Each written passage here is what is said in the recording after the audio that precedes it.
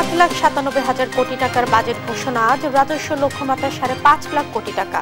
মূল্যস্ফীতি নিয়ন্ত্রণই মূল লক্ষ্য। বিশাল অঙ্কের বাজেটে সুখবর নেই সাধারণ মানুষের। নিত্যপণ্যের দাম নিয়ন্ত্রণে সদিচ্ছা ও সক্ষমতা নিয়ে সংশয়, বাড়ছে ক্ষোভ। দুদকের তলবে আজ হাজির হচ্ছে না বেনজির। আইনজীবীর মাধ্যমে 15 দিনের সময় চেয়ে আবেদন, ছাড় পাবে না সহযোগীরাও। উপজেলা নির্বাচনের চতুর্থ ধাপেও ক্ষমতাসীন দলের জয় জয়কার। এবারও কম ভোটার উপস্থিতি। ব্রাহ্মণবাড়িয়ার সংঘর্ষে নিহত 1। এবং ভারতের নির্বাচনের সম্পর্কে প্রভাব পড়বে না বাংলাদেশের সঙ্গে। অমীমাংসিত বিষয়গুলো সমাধানে জোর দেয় পরামর্শ বিশেষজ্ঞদের।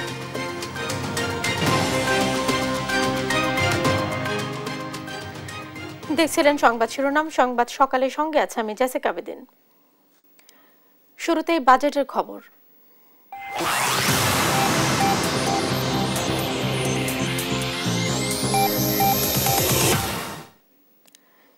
জাতীয় সংসদে 2024-25 অর্থ বছরের বাজেট উপস্থাপন আজ। দেশের 53তম এবং অর্থমন্ত্রী আবুল হাসান মাহমুদ আলীর প্রথম বাজেটের আকার 7,97,000 কোটি টাকা, যা চলতি অর্থ বছরের চেয়ে 4% বেশি। এবার রাজস্ব আয় লক্ষ্যমাত্রাও থাকছে 5,41,000 কোটি টাকা। বাজেট ঘাটতি পূরণে 2,56,000 কোটি ঋণ নেয়ার পরিকল্পনা সরকারের। এবারের বাজেটে নিত্যপণ্যের দাম সহনীয় রাখাই হবে মূল লক্ষ্য। বিস্তারিত আমিনা প্রমাণামির রিপোর্টে। লাগাম টানা যাচ্ছে না মূল্যস্ফীতি, নেই প্রত্যাশা অনুযায়ী বিনিয়োগ।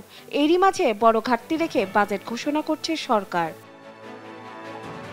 তবে এবারের বাজেটে সামষ্টিক অর্থনীতিতে স্থিতিশীলতা ফেরাতে সর্বোচ্চ গুরুত্ব দিচ্ছে সরকার। চলতি অর্থবছরের চেয়ে 4% বাড়িয়ে সংসদের 24-25 অর্থবছরের প্রস্তাবিত বাজেট উপস্থাপন করবেন অর্থমন্ত্রী আবুল হাসান মাহমুদ আলী।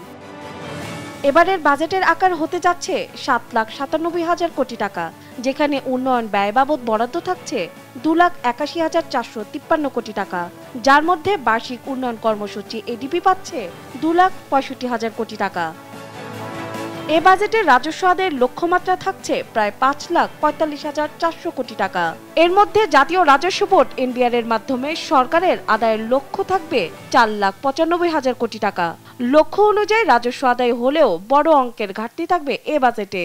বাজেট একটু বাড়েও বাংলাদেশ মতো দেশে সরকারি বাজেটের বাড়বে, অ্যালোকেশন বাড়বে, সেটাতে কোনো আপত্তি নাই। কিন্তু সবচেয়ে বড় কথা হলো যে ব্যয়টা সরকার করবে বা যেটা আয় করবে, সেই যে কৌশলগুলো সম্পূর্ণভাবে বাস্তবায়ন। বাজেটে যখন করে তখন একটা বিরাট শপিং লিস্টের মতো অনেক কিছু করব, এটা করব সেটা করব, অনেক কিছু প্রতিশ্রুতি থাকে। কিন্তু বাস্তবায়নের ক্ষেত্রে আমাদের যেটা প্রবলেম বাংলাদেশ, এটা কিন্তু আমি বলি সবচেয়ে দুর্বলতম দিক বাংলাদেশের উন্নয়ন কৌশল। বাজেটের আয় ব্যয়ের বিশাল ঘাটতি পূরণে প্রধান ভরসাস্থল হিসেবে ব্যাংক থেকে 1,37,500 কোটি টাকা ঋণ নিবে বলে লক্ষ্য ঠিক করেছে সরকার। এ অঙ্ক চলতি অর্থবছরের লক্ষ্যমাত্রার চেয়ে 5,105 কোটি টাকা বেশি। এবারের বাজেটে মোট ঋণ সহায়তা নিবে 2,51,600 কোটি টাকা। বাজেট বাড়া মানে কি? পাবলিক এক্সপেন্ডিচার বাড়ানো। বাজেট বাড়ানো মানে কি? কর্মসূচি পালন করা, কিছু করা। তো সেটা তো আমার করতে হবে, আমি ওটা থামাতে পারবো না, কমানো পারবো না, এটা হবে না। বাজেট বাড়তে হবে। এখন সাথে সাথে যে জোরটা দিতে হবে বাস্তবায়নের। আমি বরাদ্দ রেখে দিলাম, তারপরে বাস্তবায়ন করলাম না, এইটা হবে না। সেই জন্যই একই সাথে বাজেট আকারও বাড়াতে হবে এবং বাস্তবায়নের উপরে অবশ্যই অবশ্যই অবশ্যই জোর দিতে হবে। সমালোচনার পরও আসছে বাজেটে কালো টাকা সাদা করার সুযোগ রাখছে সরকার। শুধু তাই নয়, 15% হারে কর দিলে এবার ব্যক্তির পাশাপাশি প্রতিষ্ঠানও বৈধ করতে পারবে কালো টাকা। আমেনা প্রণামী, দেশ টিভি, ঢাকা। বিশাল অঙ্কের বাজেটে বরাবরের মতোই সাধারণ মানুষের জন্য নেই খুব বেশি সুখবর। বাজেট এলে সবাই আশা করেন আয় ব্যয়ের মধ্যে ভারসাম্য আসবে, কমবে নিত্যপণ্যের দাম, বাড়বে না পরিবহন ভাড়া। কিন্তু বাস্তবতা উল্টোটা হওয়ায় সরকারের সদিচ্ছা ও ক্ষমতা নিয়ে সংশয় দেখা দেয় সাধারণ মানুষের মাঝে। সবাই প্রত্যাশা করেন বাজেট ঘোষণার পর স্বস্তি ফিরবে জনজীবনে। আরো জানাচ্ছেন নাফিয়া ফারজানা। প্রবৃদ্ধি, রাজস্ব লক্ষ্যমাত্রা পূরণ বা শুল্ক হার, বাজেট এলে অর্থনীতি সম্পৃক্ত এমন সব শব্দের ব্যবহার বেড়ে যায়। তবে সাধারণ মানুষ বোঝেন না বা বুঝতে চান না প্রবৃদ্ধি কিংবা শুল্ক হার। বাজেট এলে তারা আশা করেন আয় ব্যয়ের মধ্যে ভারসাম্য হবে, বাজারে পণ্যের দাম কমবে, যাতায়াতে পরিবহন ভাড়া বাড়বে না। কিন্তু ঠিক উল্টোটা যখন হয় তা নিয়ে বাড়ে জনতার ক্ষোভ। বাজেটের প্রভাব এটা ডিপেন্ড করে ভাই বাজেটটা কিভাবে বাড়বে। যদি নিত্য প্রয়োজনীয় জিনিসের দাম বাড়ানো হয় তাহলে এটা কোনোভাবেই ভালো হয় না। বাজেট যদি বাড়িয়ে ফেলায় ওখানে তো আর অনেক সমস্যা দেখা দেবে, বেচাবিক্রি তো এমনি ডাউন হয়ে যাবে। বৃহস্পতিবার জাতীয় সংসদে 2024-25 অর্থ বছরের বাজেট পেশ করবেন অর্থমন্ত্রী। আকার প্রায় 8 লাখ কোটি টাকা। বিশালে অঙ্কের বাজেটে সাধারণ মানুষের জন্য নেই খুব বেশি সুখবর। তবে প্রত্যাশা করেন বাজেট ঘোষণার পর স্বস্তি ফিরুক জনজীবনে। বাজেট প্রতি বছর বাড়াইতে দেশের এখন জনগণের দিকে সরকার কোনো তাকায় না, সাধারণ মানুষের দিকে। দ্রব্যমূল্য থেকে ঊর্ধ্বগতি সর্বক্ষেত্রে। তা আমরা মধ্যবিত্ত মানুষ আমরা যারা সার্ভিস করি, আমরা যেন একটু সুন্দরভাবে চলতে পারি, এইটাই সরকারের কাছে আবেদন। এখন ডিমের দাম বেড়ে গেছে বা সবজির দাম বেড়ে গেছে। আমি হয়তো ডিম কিনতে পারছি, কিন্তু আমার পাশে যে কাজ করে সে কিনতে পারছে না। শিক্ষার্থীদের বাজেট ভাবনা তাদের দৈনন্দিন জীবন ঘিরেই। সরকারের চাওয়া স্মার্ট বাংলাদেশ বিনির্মাণে কমুক ইন্টারনেটের দাম ও মোবাইল কল রেট। ইন্টারনেট বিলে শুল্ক বাড়তেছে, তো ইন্টারনেট বিলে শুল্ক বাড়লে যেটা হচ্ছে স্মার্ট বাংলাদেশ বিনির্মাণে একটা বাধা হিসেবে আমি দেখতেছি। পড়াশোনার খরচ বাড়তেছে, প্লাস আমাদের যাতায়াতের খরচ। এভাবে যদি আমাদের ইন্টারনেটের খরচ, মোবাইল ব্যানের খরচ বাড়ে, তাহলে আমরা কিভাবে পড়াশোনা বা আমরা ফোন কিভাবে ইউজ করব? আমাদের অনলাইন ক্লাস করতে হয় মাঝে মধ্যে। রেট তো দিন দিন বাড়ছে, কিন্তু মেয়াদ একই থাকছে। মেয়াদের ব্যাপারটা যদি উঠিয়ে নেওয়া হয় তাহলে আমাদের জন্য, ছাত্রদের জন্য বাজেট ফ্রেন্ডলি হবে। নতুন অর্থ বছরের বাজেট জনজীবনে কিছুটা হলেও স্বস্তি দিক, এ চাওয়া সবার। নাফিয়া ফারসানা, দেশ টিভি, ঢাকা। মাছ মাংসের বাজার দর নিয়ে বিস্তারিত জানাতে নারায়ণগঞ্জ থেকে যুক্ত হচ্ছেন সহকর্মী বিল্লাল হোসাইন। বিল্লাল, মাছ মাংসের বাজার দর নিয়ে আপনার কাছে কি তথ্য রয়েছে? নারায়ণগঞ্জের মাছ মাংসের বাজারের কথা যদি বলতে হয় তাহলে শুরুতেই বলতে হয় যে মাছের বাজার কিন্তু এখন একেবারেই ঊর্ধ্বমুখী। যে মাছ গত সপ্তাহে 200 থেকে 250 টাকার মধ্যে ছিল, সে মাছ কিন্তু আজকে 300 থেকে 400 টাকার মধ্যে। তো আমি এই মুহূর্তে আছি নারায়ণগঞ্জের 3 নং মাছঘাট এলাকায়। এটি নারায়ণগঞ্জ, মুন্সিগঞ্জ, চাঁদপুর, কুমিল্লা সহ আশেপাশের অঞ্চল থেকে মাছ নিয়ে এই বাজারে আসেন ব্যবসায়ীরা, এবং এখান থেকেই নারায়ণগঞ্জ সহ রাজধানী ঢাকার বিভিন্ন জায়গাগুলোতে কিন্তু মাছ যায়। তো আমরা এখানে আসার পর যেটি দেখলাম, এখানে পাইকারিভাবে রুই কাতলা মাছ বিক্রি হচ্ছে 300 থেকে 400 টাকার মধ্যে। যেটি ছোট ইলিশ সেটি 1400 টাকা এবং বড় ইলিশ 2000 টাকার মধ্যে কিন্তু বিক্রি হচ্ছে।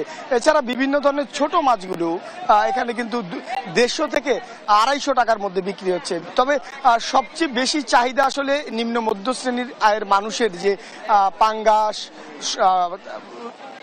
সহ এই ধরনের মাছগুলো কিন্তু এখানে 220 টাকা দরেই বিক্রি হচ্ছে। তো এখন আপনাকে যদি একটু দেখায় যে এই যে আমার পেছনে দেখছেন, অসংখ্য মানুষ কিন্তু এই বাজারে এসেছে। এখানে প্রায় প্রতিদিন 1.5 কোটি টাকার মাছ বিক্রি হয় বলে জানিয়েছেন ব্যবসায়ীরা। বোয়াল মাছ এখানে 700 থেকে 750 টাকার দরে বিক্রি হচ্ছে। এছাড়া নদীর যে মাছগুলো রয়েছে সেই মাছগুলোতে কিন্তু এখন দাম অনেকটাই বেশি। আর চাষের মাছগুলো 300 থেকে 400 টাকার মধ্যে পাওয়া গেছে। আমি বেশ কয়েকজন ক্রেতার সঙ্গে কথা বলেছি, তারা যেটি জানিয়েছেন যে মাছের দাম যদি এই সময় এইভাবে বাড়তে শুরু করে, সামনে আসলে ঈদুল আজহা, তখন আরো দাম বেড়ে যাবে বলে তারা কিন্তু জানিয়েছেন। যদিও মাছ ব্যবসায়ীরা বলেছেন যে কিছুদিন আগেই ঘূর্ণিঝড় এলো এবং পরিবহন ভাড়া বেশি, সব মিলিয়ে মাছের এক ধরনের সংকট কিন্তু বাজারে রয়েছে, ফলে মাছের দাম এ কারণে একটু বেশি। এছাড়া নারায়ণগঞ্জে মাংসের বাজারের কথা যদি আপনাকে একটু বলি, তাহলে যেটি সবচেয়ে বড় বাজার দিগুবাবুর বাজার, এখানে আজকেও 800 টাকা কেজি দরে গরুর মাংস বিক্রি হচ্ছে, আর খাসির মাংস বিক্রি হচ্ছে 1050 টাকা। অর্থাৎ এই বড় বাজারে যদি 800 টাকা বিক্রি হয়, তাহলে অন্যান্য যে ছোট বাজারগুলো রয়েছে সেখানে আরো বেশি এই মাংসের বাজার রয়েছে বলে জানিয়েছেন ব্যবসায়ীরা। তো এই হচ্ছে আমার কাছে নারায়ণগঞ্জের মাংসের পরিস্থিতি। বিল্লাল, আপনাকে ধন্যবাদ। দর্শক, মাছ মাংসের বাজার পরিস্থিতি সম্পর্কে জানাচ্ছিলেন সহকর্মী বিল্লাল হোসাইন। বাজেটকে কেন্দ্র করে টানা দরপতনে পুঁজিবাজারের সূচক তলানিতে ঠেকেছে। এরই মাঝে ক্যাপিটাল গেইনে সম্ভাব্য করারোপের খবরে নতুন করে দরপতন দেখা দিয়েছে বাজারে। সংশ্লিষ্টদের দাবি, পুঁজিবাজারের জন্য নীতি সহায়তা পেলে রাজস্ব আয় বাড়বে, তবে তা বাস্তবায়ন হবে কতটা তা বোঝা যাবে বাজেট পেশের পরই। বিস্তারিত আমেনা প্রণামের প্রতিবেদনে। আগামী অর্থবছরের বাজেটকে কেন্দ্র করে টানা মন্দা ও সংকটের মধ্যে দিয়ে যাচ্ছে দেশের পুঁজিবাজার। এ অবস্থায় বিনিয়োগকারীদের ভরসা বাজেটে। নির্বাচিত সরকারের প্রথম বাজেটে শেয়ার মার্কেটিং কি থাকছে এমন প্রশ্ন ঘুরপাক খাচ্ছে বিনিয়োগকারীদের মাঝে। টানা দরপতনে বর্তমান বাজারের সূচক তলানিতে। তথ্য বলছে ফ্লোর প্রাইস প্রত্যাহারের প্রায় ৩ মাসের দরপতনে ১ লাখ কোটি টাকার বেশি মূলধন হারানোর পর পুঁজিবাজার কিছুটা ঘুরে দাঁড়াতে শুরু করে। তবে ক্যাপিটাল গেইনে সম্ভাব্য করারোপের খবরে নতুন করে দেখা দিয়েছে দরপতন। গেল ৬ বছরের মধ্যে চলতি বছরের মে মাস ছিল সবচেয়ে সংকটময়। দেশের প্রধান শেয়ার বাজার ঢাকা স্টক এক্সচেঞ্জে মে মাসের ১৯ কার্য দিবসের মধ্যে ১৪ দিনই শেয়ারের দাম কমেছে। গেল কয়েক বছর ধরেই বাজেটে গুরুত্ব পাচ্ছে না পুঁজিবাজার, এমনকি চলতি অর্থ বছরেও ছিল না উল্লেখযোগ্য সিদ্ধান্ত। এজন্য আগামী অর্থ বছরেও পুঁজিবাজারের জন্য নীতি সহায়তা চান অংশীজনেরা। দিশেহারা হয়ে গেছে, তাদের জীবন অচল হয়ে গেছে, তাদের অর্থনৈতিক পঙ্গু, তাদের সংসার চলে না, ভাত চলে না। এভাবে কিভাবে চলবো আমরা? বাজেটে কিছু শেয়ার বাজারের জন্য বরাদ্দ করলে আমরা সবাই ক্ষুদ্র বিনিয়োগকারী যারা আছি উপকৃত হব। বাজারের ক্রান্তিকালে মূলধনী মুনাফার উপর করারোপ হলে বিনিয়োগকারীদের মধ্যে আস্থাহীনতা বিরাজ করবে বলে মনে করেন ডিএসসির চেয়ারম্যান। ক্যাপিটাল গেইনের উপর কর আরোপ করা হয় তাহলে আমি মনে করি পুঁজিবাজারের উপর এটা একটা খারাপ প্রভাব পড়বে এবং সেখানে আমাদের বিনিয়োগকারীরা অনুৎসাহিত হবে, মার্কেটের মধ্যে একটা অস্থিরতা বিরাজ করবে। যেখানে দেশের পুঁজিবাজার একটা ক্রান্তিকাল অতিবাহিত করছে, সে পর্যায়ে আমি মনে করি আপাতত ক্যাপিটাল গেইনের উপর ট্যাক্স আরোপটা আমাদের বন্ধ রাখা উচিত। একই অভিমত এ অর্থনীতিবিদদেরও। দেশের ক্যাপিটাল মার্কেট তো এমন বড় কিছু হয় নাই, মানে এখানে কত শেয়ার আর মানে টার্ন ওভার হয়, কয়টা কোম্পানি বা লিস্টেড আছে, আর কয়টা লোকে কি পরিমাণ গেইন করে। গত 2 বছরে তো কারো কোনো ক্যাপিটাল গেইন তো হয় নাই, উল্টো তাদের পোর্টফোলিও ক্ষয় হয়েছে। আর বাজেটে পুঁজিবাজার নিয়ে সরাসরি কোনো নির্দেশনা দেওয়া হয় না বলে বাজারকে গুরুত্ব দেওয়া হয় না বলে মনে করেন বিএসসির সাবেক চেয়ারম্যান। পুঁজিবাজারে করার মতো এমন কিছু নাই। তারা বলে যে নীতি আইন করতে হবে, এই করতে হবে, বাজেট সহায়ক বাজেট করতে হবে, কিন্তু কি তারা চায় এটা কিন্তু বলতে পারে না। ওই শেষ পর্যন্ত ওই যে কর কম দিতে হবে, ব্যবধানটা বাড়াতে হবে লিস্টেড কোম্পানির, এটা কেউ খুব কম লোকই বলতে পারে। খালি বলে যে না বাজেটে ব্যবস্থা দিতে হবে, সুযোগ সৃষ্টি করতে হবে। কি সুযোগ চায়? বাজেটে পুঁজিবাজারে ইতিবাচক কোনো নির্দেশনা না থাকলেও অর্থনীতিতেও এর প্রভাব পড়বে বলে আশঙ্কা করেন বাজার সংশ্লিষ্টরা। আমেনা প্রণামী, দেশ টিভি, ঢাকা। দুর্নীতি দমন কমিশনে আজ হাজির হচ্ছেন না পুলিশের সাবেক আইজিপি বেনজির আহমেদ। আইনজীবীর মাধ্যমে 15 দিন সময় চেয়েছেন তিনি। বুধবার দুদক কার্যালয়ে এ তথ্য জানান কমিশনার জহুরুল হক। আর দুদক আইনজীবী খুরশিদ আলম খান জানান, বেনজির আহমেদ বিদেশে চলে গেছেন এমন অফিসিয়াল কোনো রেকর্ড নেই। সাবরিনা মজুমদারকে সাথে নিয়ে মাহমুদ হাসানের রিপোর্ট। সাবেক আইজিপি বেনজির আহমেদ নামে বেনামে তৈরি করেছেন সম্পদের পাহাড়। দিন যত যাচ্ছে বেরিয়ে আসছে সব অবৈধ সম্পদের তথ্য ও প্রমাণ। তার এই অবৈধ সম্পদের অনুসন্ধানে নেমেছে দুর্নীতি দমন কমিশন দুদক। তাদের আবেদনে বেনজির আহমেদের সম্পদ দফায় দফায় বাজেয়াপ্ত করেন আদালত। প্রাথমিক জিজ্ঞাসাবাদের জন্য 6 জুন সাবেক এই আইজিপিকে এবং 9 জুন তার স্ত্রী ও সন্তানদের দুদকে তলব করা হয়। এরপরই বেনজির আহমেদের দেশ ছাড়ার খবর ছড়িয়ে পড়ে গণমাধ্যমে। বুধবার দুদক কমিশনার জহুরুল হক জানান, 6 জুন দুদকে হাজির হতে পারবেন না সাবেক আইজিপি। 15 দিনের সময় চেয়ে আইনজীবীর মাধ্যমে আবেদন করেছেন তিনি। 15 দিনের সময় চাইতে পারে, আইনে বলা আছে 15 দিন পর্যন্ত সময়। যদি সন্তুষ্ট হয়, অনুসন্ধান কর্মকর্তা সন্তুষ্ট হয়, সে সময় মঞ্জুর করতে পারে। আর দুদকের আইনজীবী জানান, বেনজির আহমেদ বিদেশ চলে গেছেন এমন অফিসিয়াল রেকর্ড নেই। আমাদের কাছে অফিসিয়াল কোনো রেকর্ড নেই যে উনি বিদেশে চলে গিয়েছেন। আমরা এখনো আজকে 5 জুন 12:30 আমরা এখনো বিশ্বাস করি উনি আগামীকাল 6 জুন দুদকে আসবেন, হাজির হবেন, দুদকে জিজ্ঞাসাবাদের সম্মুখীন হবেন। কোথায় নেই সাবেক আইজিপি বেনজিরের সম্পদ? এখন পর্যন্ত পাওয়া তথ্যে দেশের 10 জেলায় মিলেছে 2385 বিঘা জমি। কৌশলে এবং জোর করে দেশের বিভিন্ন জেলায় প্রান্তিক কৃষক এবং সংখ্যালঘুদের কাছ থেকে জমি কেড়ে নেওয়ার অভিযোগ উঠেছে তার বিরুদ্ধে। অনেকেই করেছেন নির্যাতনেরও অভিযোগ। মাহমুদ হাসান, দেশ টিভি, ঢাকা। সরকারের প্রত্যক্ষ সহযোগিতাতেই সাবেক আইজিপি বেনজির আহমেদ দেশত্যাগ করতে পেরেছেন বলে দাবি করেছেন বিরোধী দলীয় সংসদ সদস্য মুজিবুল হক চুন্নু। বুধবার সন্ধ্যায় সংসদের বাজেট অধিবেশনে এ মন্তব্য করেন তিনি। বলেন, যেখানে বিরোধী দলীয় নেতাদের চিকিৎসার জন্য বিদেশে যেতে বাধা দেয়া হয়, সেখানে বেনজির দেশত্যাগের কথা সরকার জানে না, বিষয়টি হাস্যকর। একজন রাজনৈতিক নেতা চিকিৎসার জন্য বিরোধী দলের বিদেশ যাবেন, তাকে আপনারা এয়ারপোর্ট আটকে দেন। সারা দেশে আলোচিত বেনজির, তিনি ইমিগ্রেশন দিয়ে গেছেন, আর ইমিগ্রেশন ডিপার্টমেন্ট তার মন্ত্রণালয়কে জানায় নাই, সরকারকে জানায় নাই। যদি না জেনে থাকে তাহলে ইমিগ্রেশনের সমস্ত কনসার্ন কর্মচারীকে সাসপেন্ড করা উচিত। উপজেলা পরিষদ নির্বাচনেও চতুর্থ ধাপেও আওয়ামী লীগের প্রার্থীদের জয় জয়কার। ৬০ উপজেলায় চেয়ারম্যান, ভাইস চেয়ারম্যান ও মহিলা ভাইস চেয়ারম্যানদের পদে বেশিরভাগই বিজয়ী হয়েছেন ক্ষমতাসীনরা। বুধবার রাতে এক এক করে আসতে থাকে উপজেলার ভোটের ফল।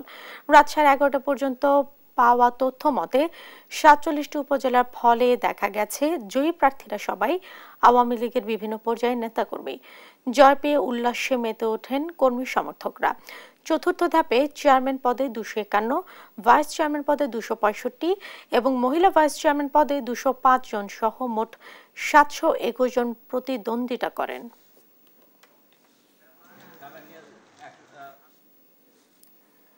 চতুর্থ ধাপে নির্বাচনে ভোটার উপস্থিতি 34.33%।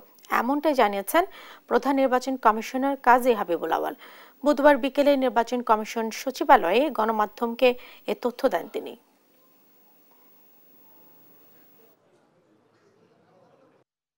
সালে 5 জন আহত হয়েছেন, ওই 11 জনের বাহিরে ওরা একটু কোপাকুপির মতো হয়েছে। মোটরসাইকেল নিয়ে ধাওয়াটা করতে গিয়ে সেখানে 5 জন আহত হয়েছে। খুব গুরুতর নয়, কিন্তু মাইনরের চেয়ে একটু বেশি। কেন্দুয়াতে একজন অ্যাসিস্ট্যান্ট প্রিজাইডিং অফিসার নিজেই ব্যালট পেপারে সিল স্ট্যাম্পিং করছিলেন, সেটা উদ্ঘাটিত হয় এবং তাকে গ্রেপ্তার করে কাস্টডিতে পাঠানো হয়েছে। ব্রাহ্মণবাড়িয়ায় কলেজ পাড়ায় নির্বাচন পরবর্তী সহিংসতায় দুর্বৃত্তদের গুলিতে এজাজ নামের এক যুবক নিহত হয়েছে। বুধবার সন্ধ্যা 6:30টায় পৌর শহরের কলেজপাড়া এলাকায় খান টাওয়ারের সামনে এ ঘটনাটি ঘটে। পুলিশ জানায়, সন্ধ্যায় শহরের মিশন প্রাথমিক বিদ্যালয় কেন্দ্রে উপজেলা চেয়ারম্যান পদে জেলা ছাত্রলীগের সাধারণ সম্পাদক শাহাদাত হোসেন শোভন বিজয়ী হওয়ার খবর পেয়ে তার সমর্থকেরা বিজয় মিছিল বের করে। মিছিলটি কলেজপাড়া এলাকায় খান টাওয়ারের সামনে গেলে ছাত্রলীগের কর্মী আয়েশ রহমান এজাজকে গুলি করে প্রতিপক্ষের লোকজন। পরে ঢাকা নেওয়ার পথে তার মৃত্যু হয়।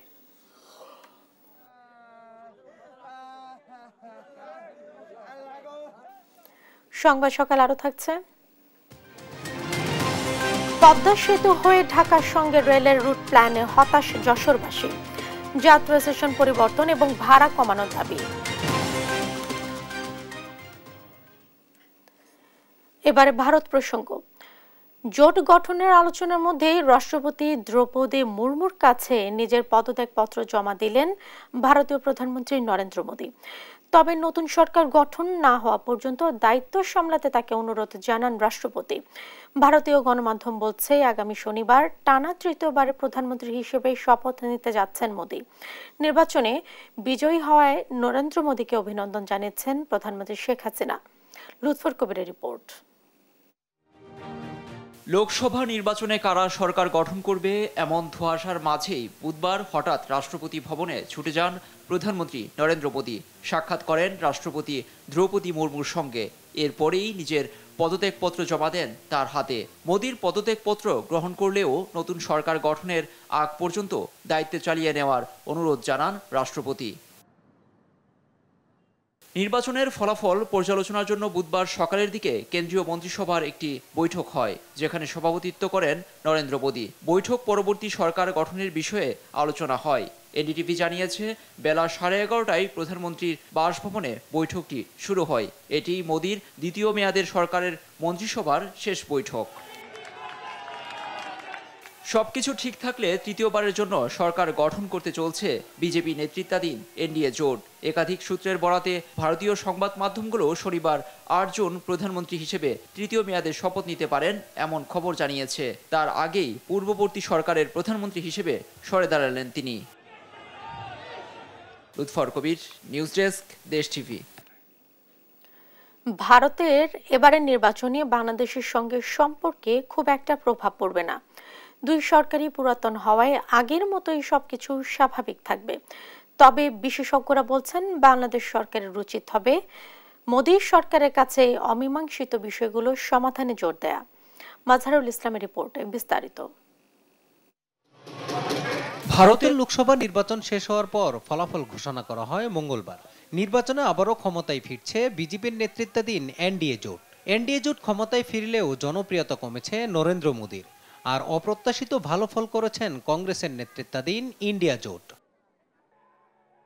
ভারতের নির্বাচনের পর প্রশ্ন উঠছে মোদীর নেতৃত্বাধীন নতুন সরকারের সাথে বাংলাদেশের সম্পর্ক কেমন হবে। বিশেষজ্ঞরা বলছেন দুই সরকার পুরাতন হওয়ায় সম্পর্কের খুব বেশি পরিবর্তন হবে না। তবে বাংলাদেশ সরকারের উচিত হবে অমীমাংসিত বিষয়গুলোকে সমাধান করার জন্য জোর দেওয়া।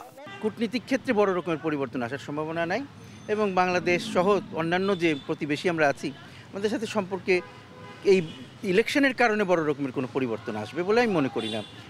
কারণ সবারই যার যার সাথে ভারতের স্বার্থে এবং আমাদের সাথে ভারতের সাথে সম্পর্ক ভালো রাখা দরকার, ভারতেরও আমাদেরকে খুশি রাখা প্রয়োজন। তবে সাবেক পররাষ্ট্র সচিব তৌহিদ হোসেন মনে করেন ভারতের নির্বাচনের মাধ্যমে সম্পর্কের ক্ষেত্রে তেমন কোনো পরিবর্তন আসবে না। অমীমাংসিত বিষয়গুলো সুরাহা হবে এমন আশাও করেন না তিনি।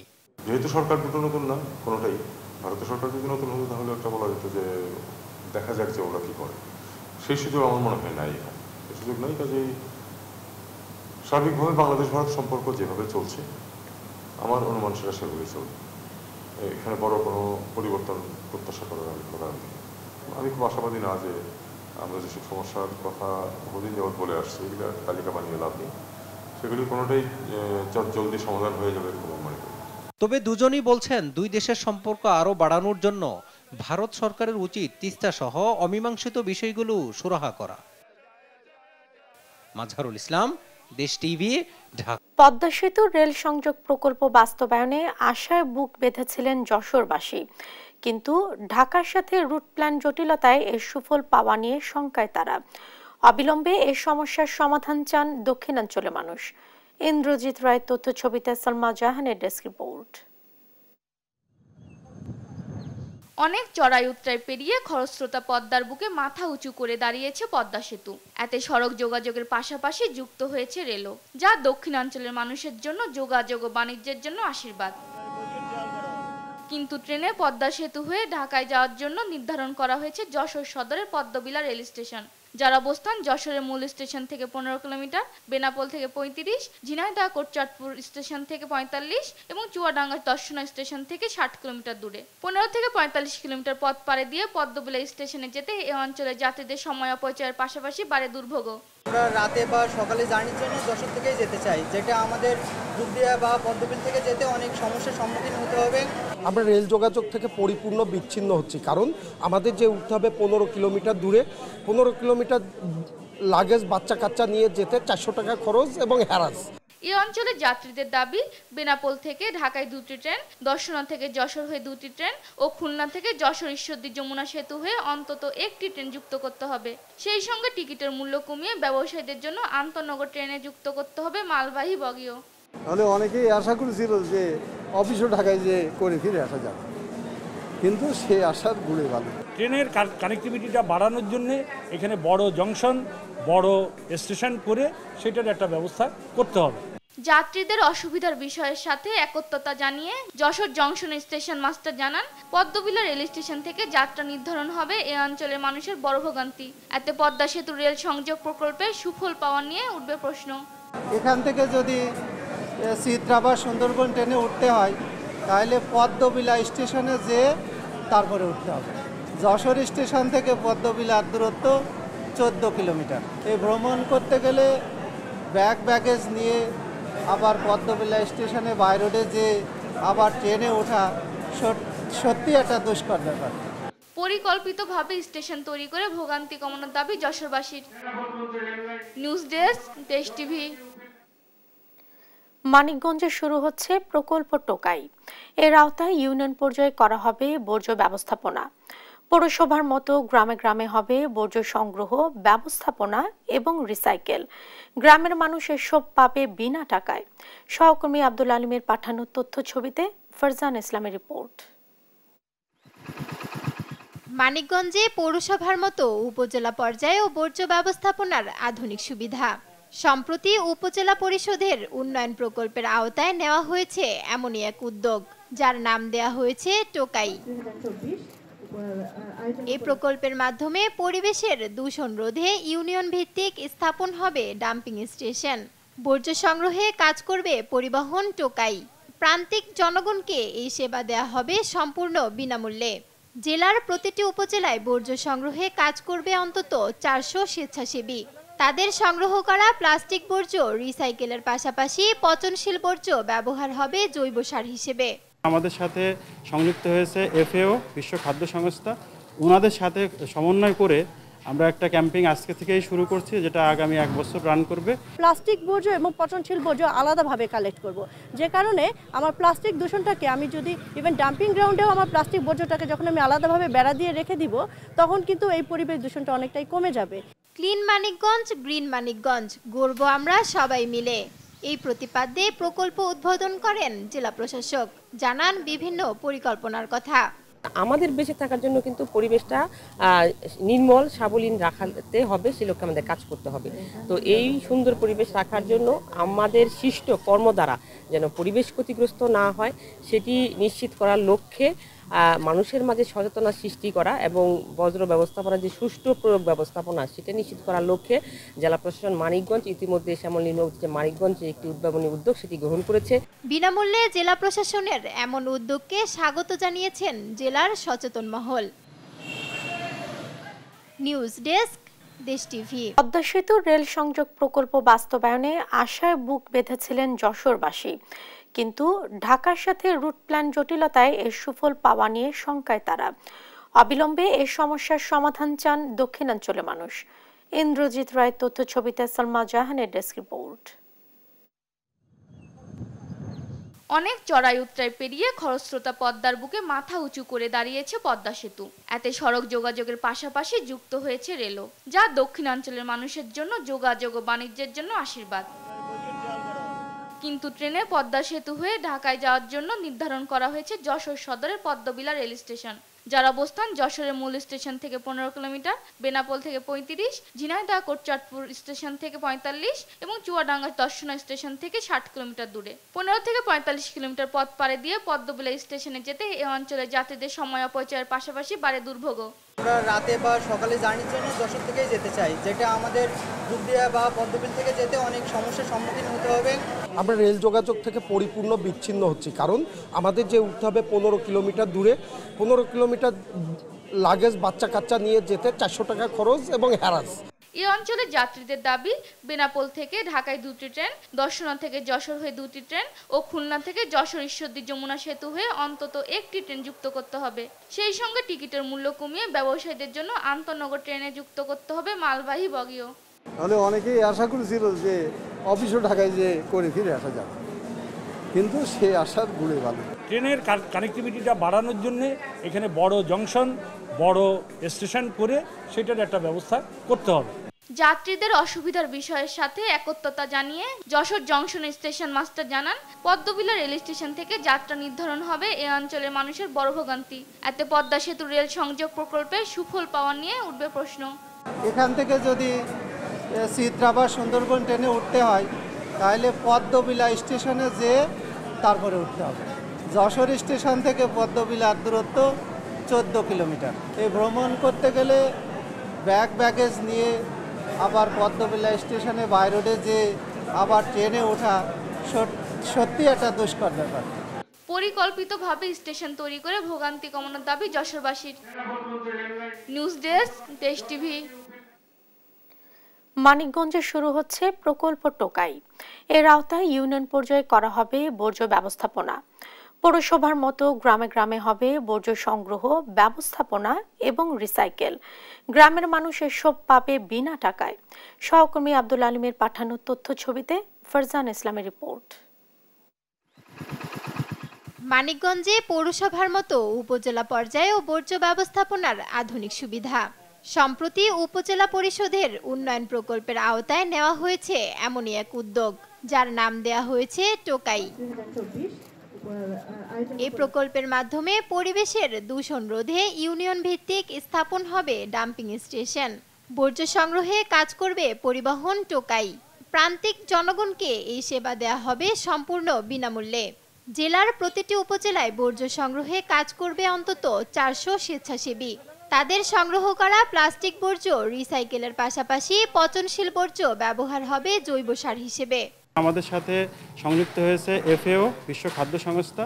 ওনাদের সাথে সমন্বয় করে আমরা একটা ক্যাম্পেইন আজকে থেকেই শুরু করছি, যেটা আগামী 1 বছর রান করবে। প্লাস্টিক বর্জ্য এবং পচনশীল বর্জ্য আলাদাভাবে কালেক্ট করব, যে কারণে আমার প্লাস্টিক দূষণটাকে আমি যদি ইভেন ডাম্পিং গ্রাউন্ডেও আমার প্লাস্টিক বর্জ্যটাকে যখন আমি আলাদাভাবে বেড়া দিয়ে রেখে দিব, তখন কিন্তু এই পরিবেশ দূষণটা অনেকটাই কমে যাবে।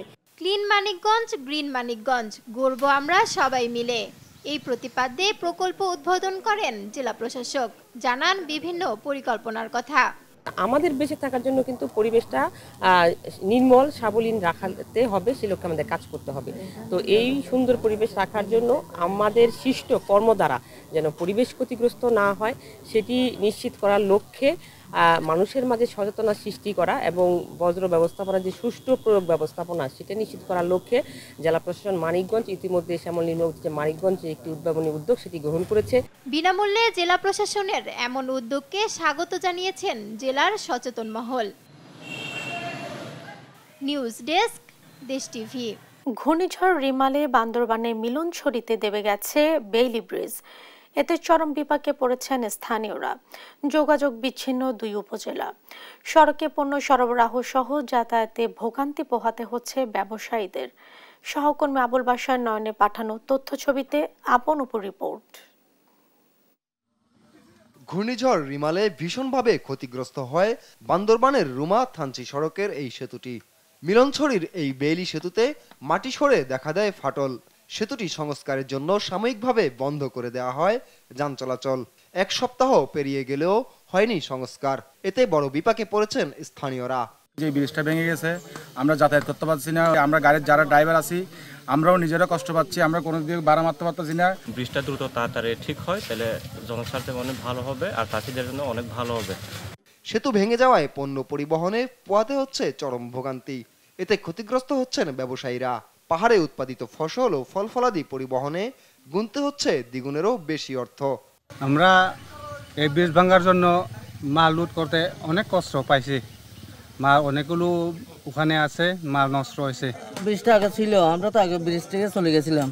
এখন তো ব্রিজের কারণ তো যেতে পারি নাই, এখন অনেক গাড়িগুলো ভাঙিয়ে যাইতে হচ্ছে। শিগগিরই সেতুটি মেরামত করে যান চলাচল স্বাভাবিক করার আশ্বাস এই কর্মকর্তার। ঘূর্ণিঝড় রেমাল এবং যে টানা বৃষ্টি হলো ওখানে তো আমাদের এই যে ব্রিজটা, আমাদের বেলি ব্রিজটা ক্ষতিগ্রস্ত হয়েছে আর কি লাগিয়ে পাড়াতে।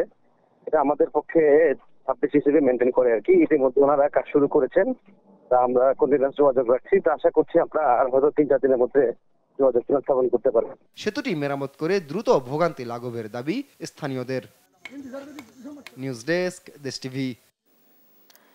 নড়াইলে জমি জমা সংক্রান্ত বিরোধের জেরে বাঁশের বেড়ায় 3 মাস যাবৎ অবরুদ্ধ একটি পরিবার। প্রতিকার চেয়ে আদালতে অভিযোগ করায় ভূমি কর্মকর্তার উপস্থিতিতেই ওই পরিবার হয় হামলার শিকার। এমন ঘটনা নড়াইল সদর উপজেলার চারিখাদা গ্রামে। সহকর্মী শরীফুল ইসলামের পাঠানো তথ্য ছবিতে ফারজানা ইসলামের ডেস্ক রিপোর্ট। নড়াইল সদর উপজেলার মাইজপাড়া ইউনিয়নের চারিখোদা গ্রামে 3 মাস ধরে অবরুদ্ধ নজরুল ইসলামের পরিবার। চাচাতো ভাই হাসান মোল্লা ও জিনাত মোল্লার সাথে জমি নিয়ে বিরোধের জের ধরে নজরুল ইসলামের বাড়ির চারপাশে বাঁশের বেড়া দিয়ে বন্ধ করে দেয়া হয়েছে চলাচলের পথ। এতে চরম বিপাকে পড়েছে পরিবারটি। শুধু অবরুদ্ধ করে রাখেনি, চালিয়েছে হামলাও। ভুক্তভোগী নজরুল ইসলাম অবরোধের বিষয়টি আদালতকে জানালে গত 31 মে তদন্তে সরজমিনে যায় ইউনিয়ন ভূমি কর্মকর্তা। এ সময় তার উপস্থিতিতেই নজরুল ইসলাম ও তার 2 ছেলেকে ও এক পুত্রবধূকে মারধরের অভিযোগ ওঠে হাসান মোল্লা ও তার সহযোগীদের বিরুদ্ধে। তাদের সামনে আমার 2 ছেলেকে, আমাকে, আমার বিটার বউকেও মারিছে, অজস্র মার মারিছে। প্রতিপক্ষ এমনভাবে হামলা করছে, আমাদের সবাই হসপিটালে এসে প্রাথমিক চিকিৎসা এবং হসপিটালে আমার ছোট ভাইয়ের বউ এখনো ভর্তি আছেন। আমি আমার স্বামীরে ওর মধ্যে ঘিরে মারতেছে, আমি সেই ঠেকাতে গেছিলাম, ঠেকাতে আসলে আমারও মারিছে। যদিও জিনাত মোল্লা অভিযোগ অস্বীকার করে। তারা বলছে দীর্ঘদিন নজরুলের পরিবারের ভোগ দখলে থাকলেও সম্প্রতি মাপে ওই জমির মালিকানা তাদের পক্ষে আসে, তাই দখলে যেতে বাঁশের বেড়া দেওয়ার কথা স্বীকার করেন তারা। গলা ধরে ঠেলাঠেলি হাত ধরে যাই দিয়েই হয়েছে, এতটুকানি, তাই ছাড়া আর কোনো মারামারি ছিলাম। মারামারি যদি অত তাহলে কি আমার বাড়ি টাইটে বেড়াতে পারতো না। হামলার বিষয়টি অবগত জানিয়ে বিষয়টি সমাধানে আইনি প্রক্রিয়া চলছে বলে জানান সদর থানার এই কর্মকর্তা। আমাদের তাদের ভিতরে কথা কাটাকাটি বিভিন্ন সমস্যা হয়। গতকালকেও ওই জমি জমা এগুলোতে কেন্দ্রে তারা সার্বিয়ার মাপামাপাকি কেন্দ্রকে একসময় তারা ওই জায়গায় ধাক্কাধাক্কি হাতাহাতি হয়। বিষয়টি অভিযোগ দিচ্ছে, এটা অধর্ত অপরাধ হয়, আমরা এটা কোর্টে পাঠাই দেব। অবিলম্বে অবরুদ্ধ দশা থেকে মুক্তি পেতে যথাযথ কর্তৃপক্ষের প্রতি অনুরোধ পরিবারটির। নিউজ ডেস্ক, দেশ টিভি।